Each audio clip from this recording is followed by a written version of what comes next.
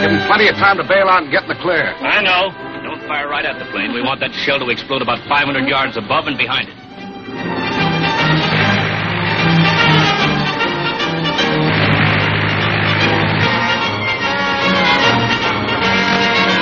He's in the clear.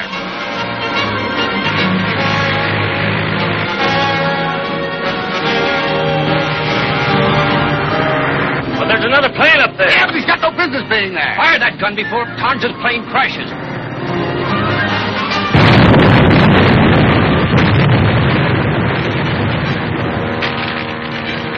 The bomb got that other plane. You stay here and guard that bomb.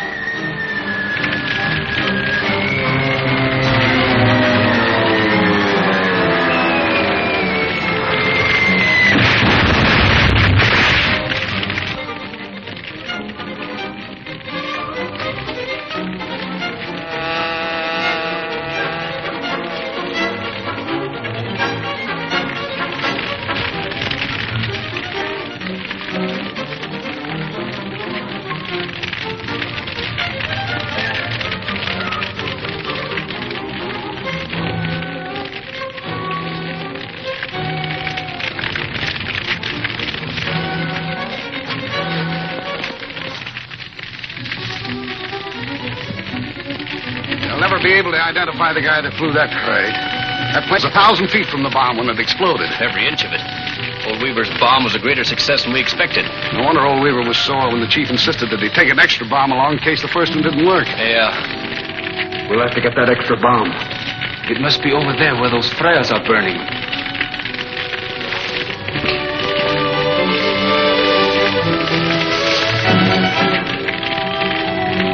The bomb must be there with that gun. And only one man guarding it.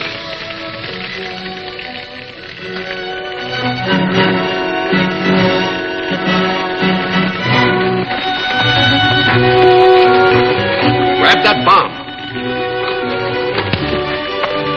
Smash the ignition on that truck so they can't get away with the gun.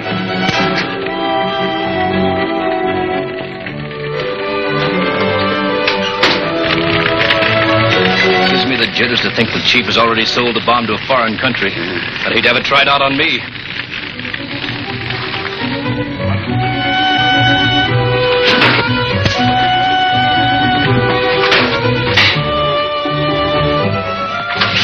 Good. Green Hornet. They got the bomb.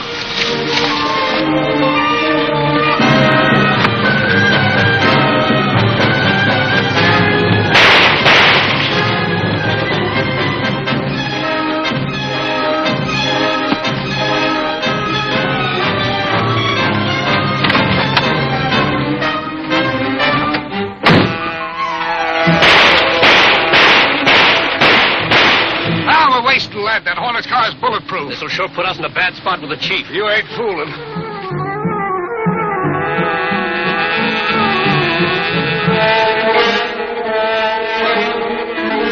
Where are we going?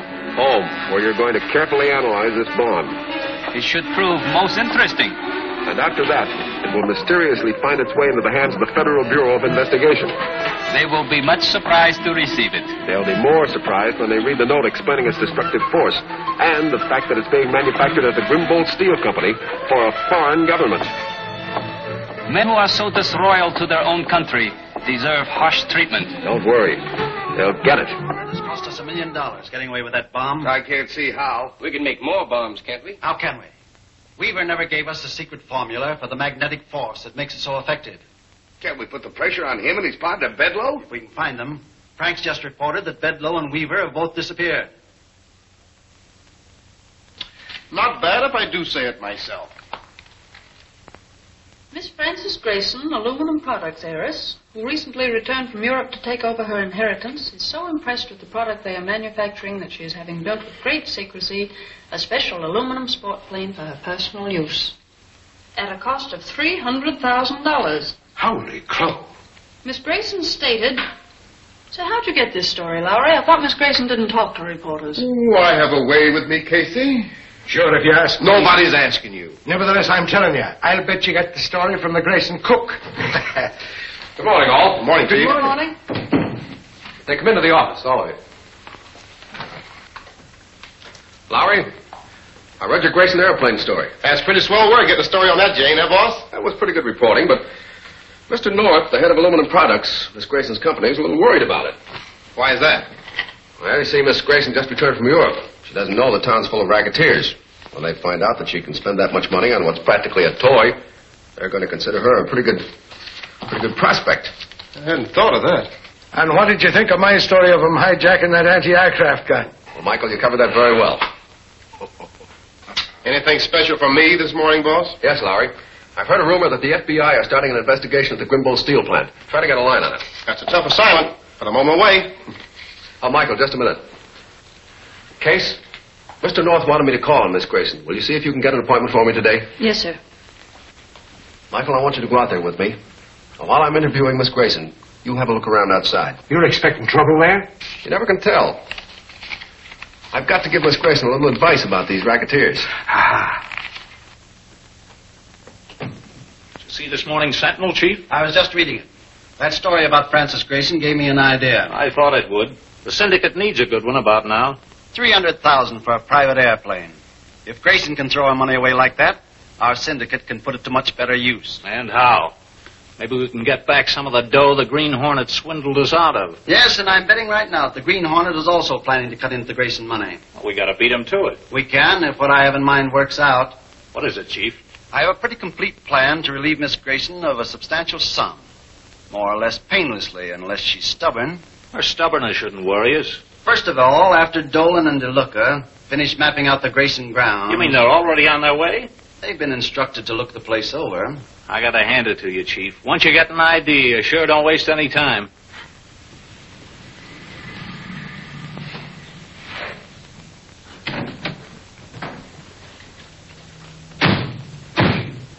Find a gardener or chauffeur or somebody and get him into conversation. Sure, and I'll talk his head off.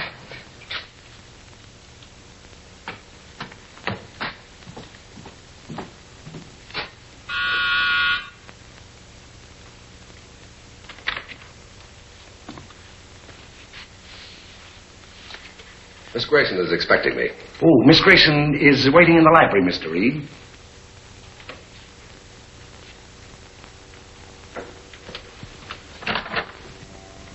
Mr. Reed. How do you do, Miss Grayson? I'm glad to know you, Mr. Reed. Mr. North of Aluminum Products has a great deal of confidence in you. He was most anxious that I should meet you. Mr. North is an old and valued friend of mine. He seems greatly worried about the story that appeared in your paper about my new plane. Yes, he told me about it. I want to apologize for running it. Apologize? Yes. But I really can't see what harm it could do. True, I was having it built in secrecy, but The danger is this, Miss Grayson. There's a vicious criminal syndicate operating in the city, and the fact that you are spending $300,000 on a plane for your private use might cause them to turn their attention to you. Of course.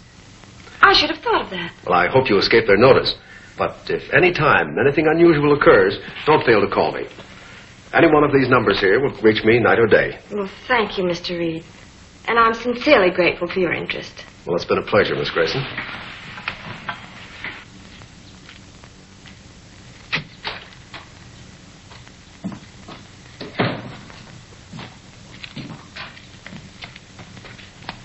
Did you talk with any of the servants? I did that. I found a chauffeur back there I don't like the looks of at all. All right, Michael, stick around. But be sure to call me at the office before 6. I'll do that, sir.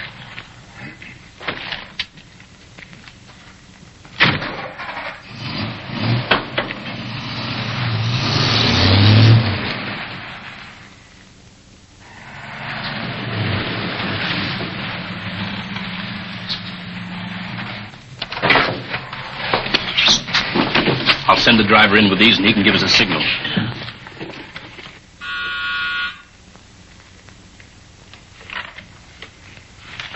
Box of flowers for Miss Grayson. Sign here.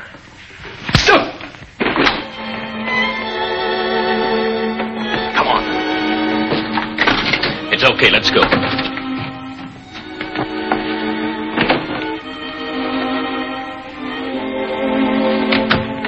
entrance to the basement around here somewhere.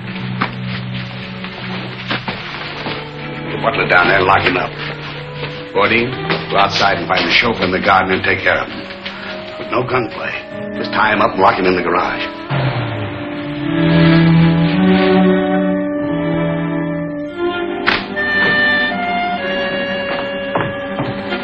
Dolan, come with me. DeLuca, you better go inside.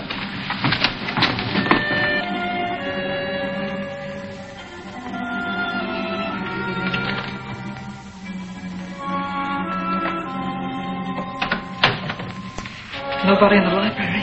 You take a look around upstairs. Okay. Marie!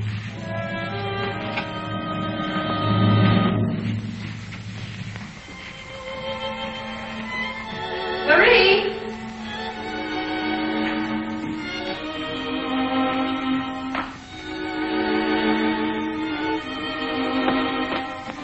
Marie!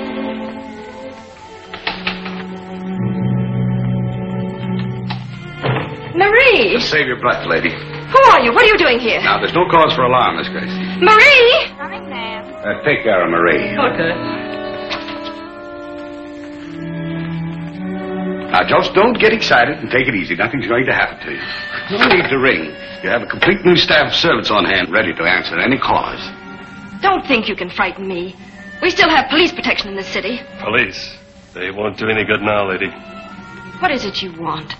Money? You guessed it, sister. Now let's get right down to business. Now then, we'll make the first check for, say, $10,000. Then we'll take them in installments until we get what we want. That's it. In a series. You see, it might not be so easy to cash the one check for the full amount. And while we're cashing them, we're going to stay right here and help you take care of this house. You'll get no checks out of me. I won't be blackmailed. We have plenty of ways of making you change your mind, Miss Grace, so you better think it over. Even if I did give you a check, my bank wouldn't pay out that amount of money without verifying with me by phone. We thought of that, too. You see, when the bank telephones, the young lady we have here with us will tell the bank that it's all okay.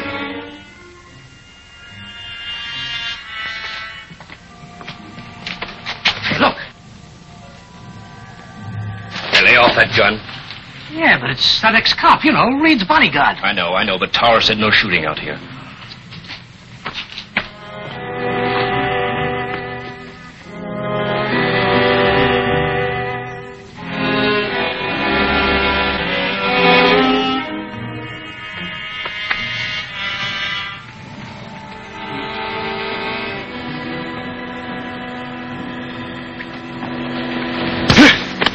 Get his gun. We'll tie him up and hide him inside.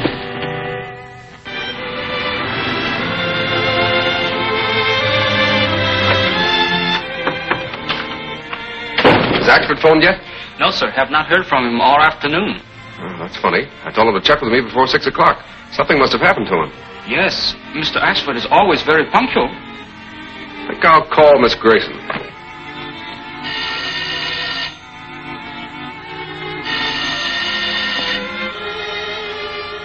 Hello? Yes, this is a Grayson residence. One moment, please. Britt Reed's on the phone. He insists on talking to Miss Grayson. Tell him Miss Grayson will be here in a minute. Please hold the wire, sir. Miss Grayson will be on the phone in a moment. Thank you. Am I talking to Miss Grayson's butler? No, sir. This is the second man. Here's Miss Grayson now, sir. Oh, yes, Mr. Reed? I'm sorry to trouble you, Miss Grayson, but I'm trying to check on Mr. Axford's whereabouts. Have you seen him around your place? Oh, Mr. Axford left here about 4 o'clock. I'm sure of that because I heard him talking to the gardener about the flowers just a little while before then. You're sure he was there at 4 then? Oh, quite sure. I see. Well, thank you very much, Miss Grayson. It was no trouble at all, really. Goodbye. So, did I put it over? You were all right. Well, thank you. Now go upstairs and take care of that dame. Oh, all right. She says Axford was there at 4. If he had been, he would have called me.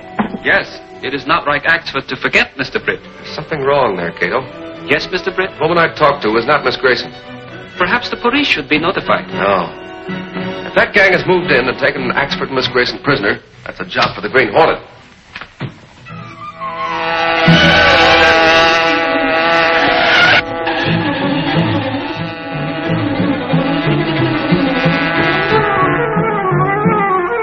dim your lights and silence your motor. Then pull in among the trees near the bridge.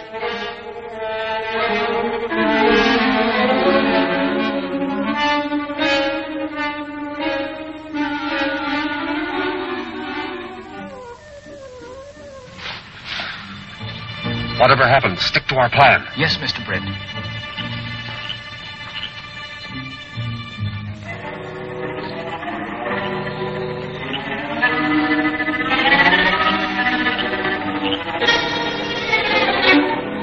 Hold it!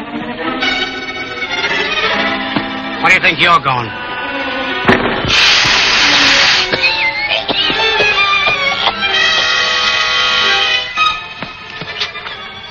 I was right. He's one of the gang. Then they have taken over the entire house, and our friends are prisoners. Yes, undoubtedly. We'll have to get into the house without being seen. Our only chance is to surprise them.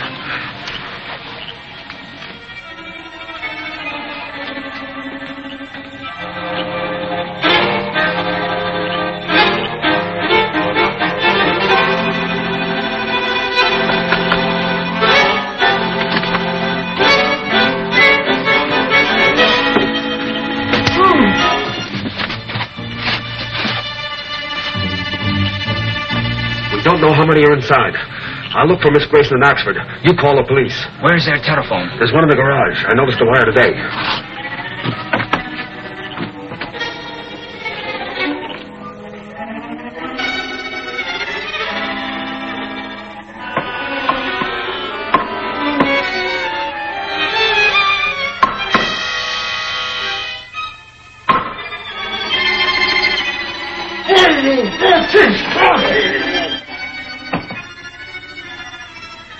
Now sign the check.